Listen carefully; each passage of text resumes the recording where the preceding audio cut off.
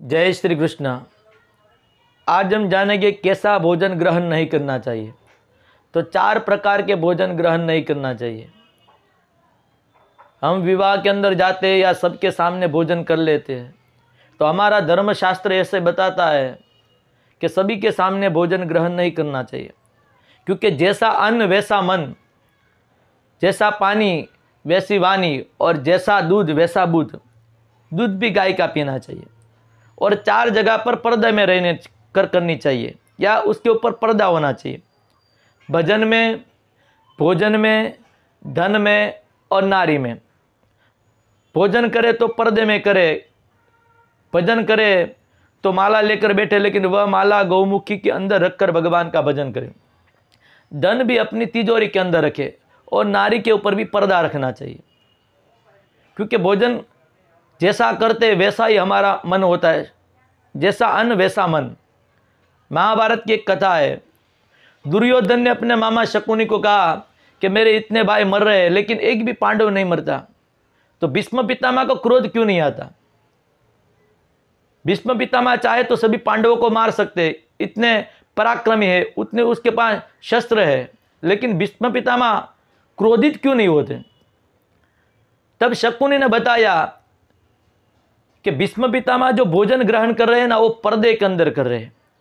अगर उसके भोजन के ऊपर किसी चांडाल की दृष्टि गिर जाए, चांडाल उसको देख ले, तो उसकी बुद्धि के अंदर परिवर्तन आ सकता है, वो क्रोधित हो सकते हैं। तो दुर्योधन ने कहा, मामा मैं चांडाल कहां से ढूंढ कर लाऊं? तो मामा शकुनी ने बताया कि बांजे, तुमसे बड़ा चांडाल कौन हो सकता है? तुम एक बार देख तो सही, उसके भोजन के ऊपर दृष्टि डालो। भीष्म पितामह भोजन करने के लिए बैठे। तो अपने मामा शकुनी के कहने पर दुर्योधन ने भीष्म पितामह भोजन करे उसके ऊपर दृष्टि डाली, तो भीष्म पितामह की बुद्धि के अंदर क्रोध आया, और उन्होंने कहा, कल का युद्ध दुर्योधन तुम देखो, अर्जुन सभी पांडवों के साथ में पराक्रम के साथ युद्ध करूंगा। वह कुरुक्षेत्र के मैदान के अंदर युद्ध प्रारंभ हुआ। दुर्योधन के कहने पर अर्जुन के साथ ऐसा भीषण युद्ध किया कि अर्जुन को बचाने के लिए भगवान कृष्ण को हाथ में रथ का पहिया लेकर आना पड़ा। तो जैसा अन्न वैसा मन।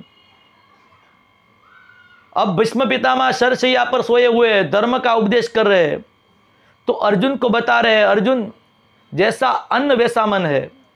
हम भोजन करने के लिए बैठे हैं, तो भोजन जो पात्र रखा है या थाली रखी है, उस पात्र को कोई लांग ले तो वह भोजन का ग्रहण नहीं करना चाहिए, क्योंकि जैसे नाली के अंदर कीड़ा पड़ा हुआ है, वैसे ही वह भोजन माना जाता है। अगर भोजन करने के लिए बैठे हैं तो वह पात्र के ऊपर किसी का पाँव छू जाए या कोई पाँव लगा दे, तो वो भोजन कीचड़ के समान है।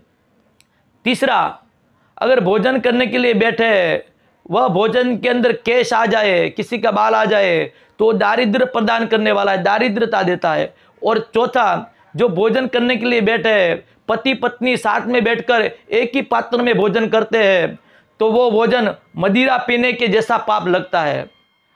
तो ऐसा भोजन नहीं करना चाहिए। अगर पत्नी चाहे तो अपना पति भोजन कर ले, उसके बाद वही पात्र में भोजन करेंगे, तो चारों तीर्थ के अंदर जो प्रसाद होता है, वो प्रसाद ग्रहण करने से जैसा फल मिलता है, वैसा फल उसकी पत्नी को मिलता है। तो भोजन का ग्रहण करे, अन्न का ग्रहण करे, तो विचार करके करे और पर्दे में रहकर करे। जय श्री कृष्ण। राधे राधे।